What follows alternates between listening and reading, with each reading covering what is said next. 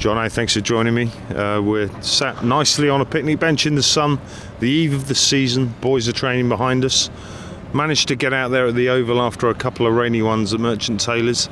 Good to see the top order get some runs. You must have been pretty satisfied, I guess, to firstly get out there and get a few runs on the board. Yeah, look, pre-season wasn't perfect in terms of game time, but we certainly managed to get what we wanted out of the Oval in the end. I quite like, as you know from last year, playing those games quite competitively and feeling like that's the start of your season, getting into games, as we called them, game 1, 2 and 3 last Absolutely. year. But obviously this year, a bit difficult with the weather around, so dividing the 2 days that we got up into 45 over sort of stints, I think worked really well. Our batters got good game time out there, good middle time. Bowlers got enough overs. There's a real good feel about the place. Most counties, I think, if you talk to them at this point, would say similar. But you know, from last year, getting promoted, there's a buzz around the place. People are really focused. I'm really looking forward to tomorrow. Yeah, we had the AGM last night here at Lord's, and one member stood up and said how pleased he was, and he got genuine appreciation from everyone that was there. How pleased he was that Peter Milan had rejoined us, and that Peter was the kind of player that we wanted to secure here at Middlesex, given the fact that he's going to be available for all forms, he's available all season long. Is that important to you? Obviously it's very difficult, I know, getting overseas players now because many of them aren't available for full term, but you get them in, you probably want someone that's with you for the whole season that can kind of buy into the ethos of what you're trying to achieve as a group. Yeah, look, it's not that easy, as you know. There's not many Peter Milans around. No. To have someone of international standard, international quality, who should, in my opinion, still be playing international cricket, to have him available for a whole summer is it's special for our point of view. And he's fitted so well into our environment. Last year when he came in, it was seamless. It was like he'd been here previously. So he works out really well. The boys love him. He loves being around. So to have him for a full year is definitely a bonus. Well, he flew over, I think, last Wednesday night, arrived Thursday morning, and he landed at 6 o'clock, and 4 hours later he's out there warming up, and 5 hours later he's out there batting and did a job. Yeah, I think we talked last time whether he played or not was going to be we would see, but he turned up. We had a good morning in the marquee, and he ended up getting some game time in the afternoon, which was great.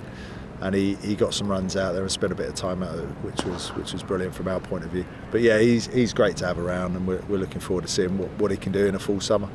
Brilliant. I guess with the ball down at the Oval, it didn't really prove anything either way. I mean, wickets shed around. If you were looking for one person to stand up and really make a name for themselves, it didn't happen, but you probably knew what they're capable of anyway. So it was just great, I guess, for the bowlers to get overs in their legs. What's the thoughts going into this one? You name a seam-heavy attack, as one would expect. Obviously, April, it'll be, I guess, a bit green out there. What's the thoughts? How's the pitch looking? Is it damp? Is it hard? Am I allowed to talk about what the pitch conditions are like, am I? Yeah, I think so. It's early season. There hasn't been much sun round, so obviously it's going to be a little bit soft. Groundsmen obviously work really hard to prepare it and get it right, and it'll be fine. We've said all along, whatever the pitch does, we've got to be good enough to cope with whatever it does, and we're very much prepared to do that. We're very lucky, or I feel I'm very lucky at this club, that we've got a lot of talented bowlers. We've got some really good senior guys, and some obviously very talented youngsters coming through. People are going to miss out. That's just the nature of professional sport. No one's going to play every game, and you have to have a stock of really good bowlers, especially, to be able to come and rotate round. And someone will be feeling unhappy about being left out tomorrow, but it'll be someone else maybe the next week and the week after. So that's what we want. When you said in the Oval that no one put their head above, that's not a bad thing. That means everyone's bowling nicely, everyone's in good place, and everyone's competing.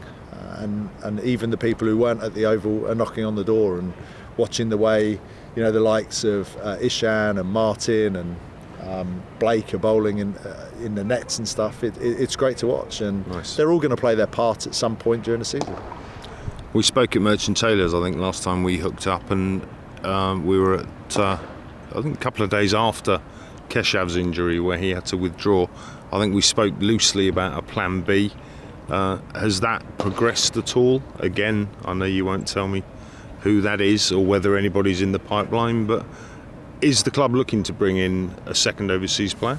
I thought by the way your question was going there, that wasn't worth asking the question ultimately. But it's in the background, it's in the pipeline. We'll see where it goes. We're preparing with the squad we've got. As I said to you before, Luke held down a place brilliantly last year.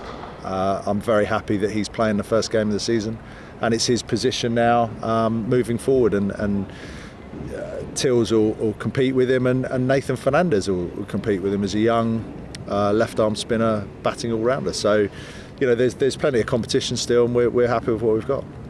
John, last question. 2017, I think, was the last time we played Essex here.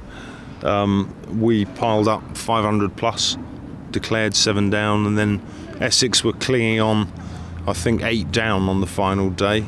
You'd take a bit of that over the next 4 days, wouldn't you? Not clinging on, no. Look, we're in a good place. We're under no illusions. We understand how difficult First Division cricket is, and we've got to stand up now and do all the good things we did last year. We've got to do it for longer and do more of it. And if we can do that, as I've said from day one, we're not setting any targets or anything. If we can play and perform to the ability we know we've got and play to our identity, anything is possible. It's good enough for me, Jono. Thank you for your time. All the very best luck over the next 4 days. We'll have a catch up, no doubt, before you head off to Northants in a week or so's time. Catch you later.